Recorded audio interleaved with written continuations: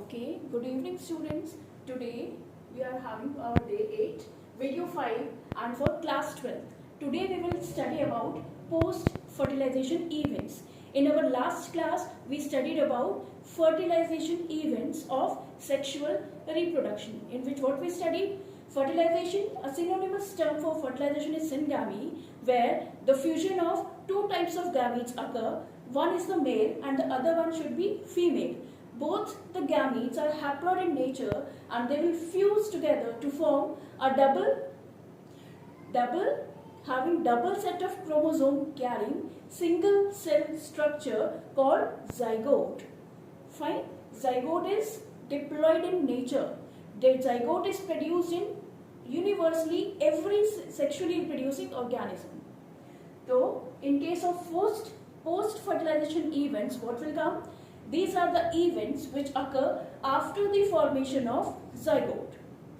As we have studied in our last video that fertilization is mainly of two types, internal fertilization and the external fertilization.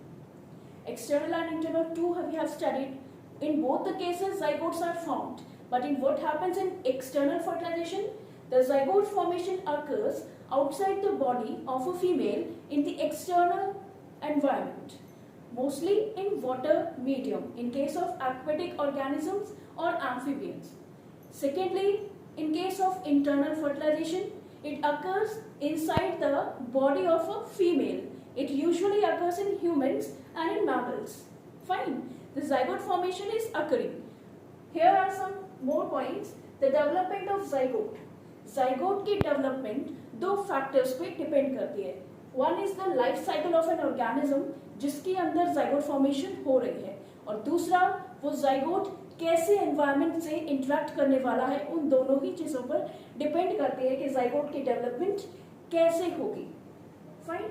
For example, in case of fungi and algae, these are the lower organisms, fungi and algae, kingdom fungi and algae, thallophytes. इनके case में क्या होता है, तो zygote जो है अपने around एक थिक वॉल डेवलप करता है और एक फेज में एंटर कर जाता है जिसे हम कहते हैं डॉर्मेंसी. डॉर्मेंसी क्या होती है? ये वो स्टेट है जिसमें जाइगोट अपनी इनएक्टिव फेज में चला जाता है. जैसे ही उसे फेवरेबल कंडीशन मिलेगी तो वो एक्टिवेट होगा और डेवलप कर जाएगा अपने फर्दर स्टेजेस में. सो हियर ये अपने अराउंड थिक वॉल क्यों फॉर्म करता है? To protect itself from desiccation. Desiccation का मतलब होता है ड्राई हो जाना. अगर ड्राई हो जाएगा, उसमें बिल्कुल भी मॉइस्चर नहीं रहेगा, तो जाइगोट विल बी किल्ड. तो डेसिकेशन और डैमेज से खुद को प्रोटेक्ट करने के लिए इनका जाइगोट अपने अराउंड एक थिक वॉल डेवलप कर लेता है. ठीक है. So this is an example. The most prominent event that occur during post-fertilization event is embryogenesis. Embryogenesis means formation of embryo from zygote. तो जाइगोट से एम्ब्रियो बनने के लिए क्या होगा? जो सिंगल सेल स्ट्रक्चर जाइगोट है, it will undergo repeated mitotic divisions. It will undergo repeated mitotic divisions to form a multicellular structure called embryo. फिर एम्ब्रियो फॉर्मेशन होने के टाइम पर यहाँ पर इसकी बॉडी में कुछ सेल डिफरेंशिएशन भी होते हैं. सेल डिफरेंशिएशन क्या करते हैं? जिसमें जो मल्टी सेलुलर स्ट्रक्चर है उसका हर एक सेल डिफरेंशिएट होकर के डिफरेंट पार्ट्स या डिफरेंट ऑर्गन्स की डेवलपमेंट करते हैं ऑर्गेनिज्म के अंदर, ताकि वो कंप्लीट ऑर्गेनिज्म में कन्वर्ट हो जाए. तो एम्ब्रियो क्या है? एक मल्टी सेलुलर स्ट्रक्चर है. उसका हर एक सेल कैपेबल है एक कंप्लीट ऑर्गेनिज्म फॉर्म करने के लिए. तो उस कंप्लीट ऑर्गेनिज्म को फॉर्म करने के लिए their cells to undergo a process called cell differentiation, जिसकी वजह से उसकी बॉडी में डेवलप होने वाले हैं उसके स्पेशलाइज्ड टिश्यूज और उसके ऑर्गन्स. सो तो what is embryogenesis? It is the formation of embryo from zygote with the help of repeated mitotic divisions which will form a multicellular structure embryo. This multicellular structure embryo now will undergo cell differentiation to form specialized tissues and organs. After that, some more important things regarding animals and plants.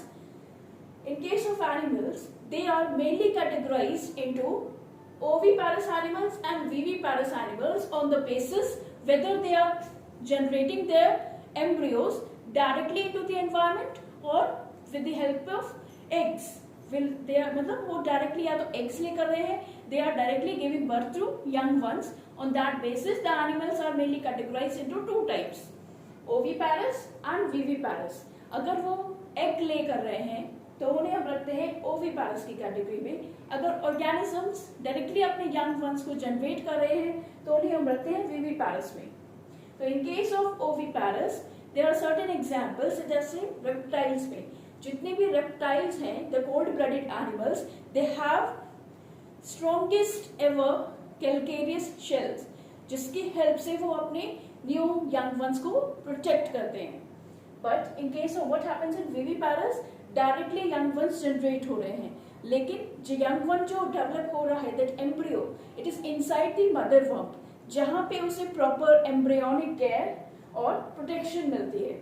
यहाँ तो इनके अंडों को कोई भी फोड़ भी सकता है, कोई बड़ा एनिमल आके डिस्ट्रॉय भी कर सकता है. तो ये जो है, they are susceptible to predators, वो प्रेडेटर्स आके वहां उसे डिस्ट्रॉय भी कर सकते हैं.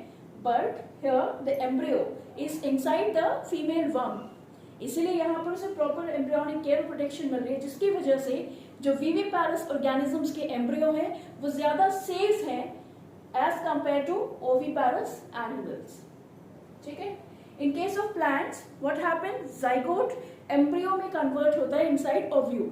एक बार जाइगोट की फॉर्मेशन हो जाए एम्ब्रियो में, तब क्या होगा, उसमें कुछ पोस्ट फर्टिलाइजेशन इवेंट्स देखने को मिलते हैं, जिसमें होता है ओव्यूल सीड में कन्वर्ट हो जाता है और ओवरी फ्रूट में कन्वर्ट हो जाती है.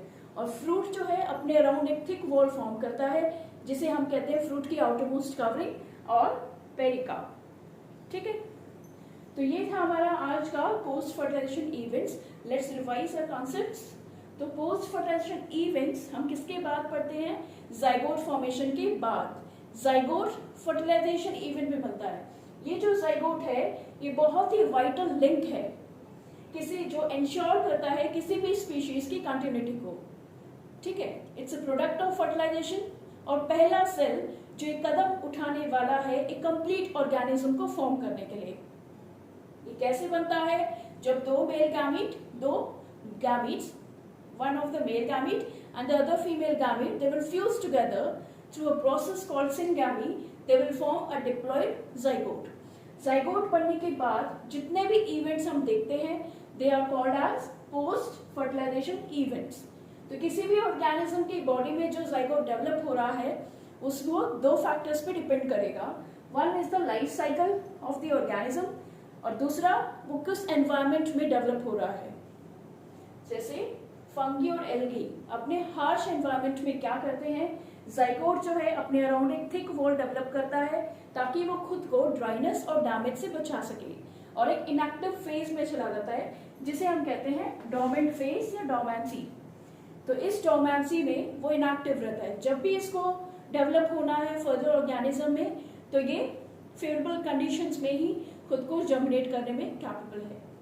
Next, the most vital event after zygote formation is the embryogenesis. Genesis means synthesis of embryo. So here what happens? Embryo की formation होती है with the help of zygote, जब इस single cell structure के अंदर repeated mitotic cell divisions होते हैं.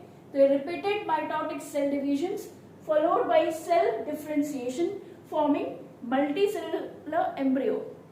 इस एम्ब्रियो का हर एक सेल फिर स्पेशलाइज होकर बनाता है tissues and organs. Fine. After हमने पढ़ा था एनिमल्स की categories, whether they are laying eggs और they are producing their young ones directly.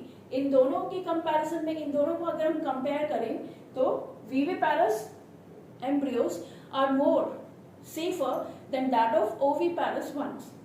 And in case of plants, zygote से जैसे ही एम्ब्रियो बन जाता है तो उसके जो जितने भी पार्ट्स है उसकी प्लांट बॉडी में, the female parts, the ovule will turn into seed and ovary will be turning into fruit.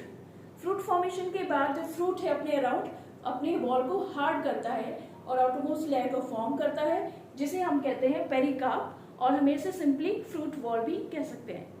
So these are all about post fertilization events. तो हमने इवेंट्स जो थे सेक्सुअल रिप्रोडक्शन के वो कंप्लीट कर लिए हैं, जिसमें पहला इवेंट था प्री फर्टिलाइजेशन इवेंट्स, जिसमें हमने गैमीट फॉर्मेशन और गैमीट ट्रांसफर के बारे में पढ़ा था. दूसरा था फर्टिलाइजेशन, जिसमें हमने जाइगोट फॉर्मेशन के बारे में पढ़ा था, और तीसरा जो हमने आज पढ़ा that is post fertilization events, जिसमें हमने वो इवेंट्स पढ़े जो जाइगोट फॉर्मेशन के बाद होते हैं। तो ये था जनरल इंट्रोडक्शन आपका सेक्सुअल रिप्रोडक्शन का। इसके बाद में पहला चैप्टर जो स्टार्ट करूंगी that will be sexual reproduction in angiosperms. तो उसका इंट्रोडक्शन हम अपने नेक्स्ट वीडियो में देखेंगे और फिर हम उस चैप्टर को कंटिन्यू करेंगे। It is in your syllabus.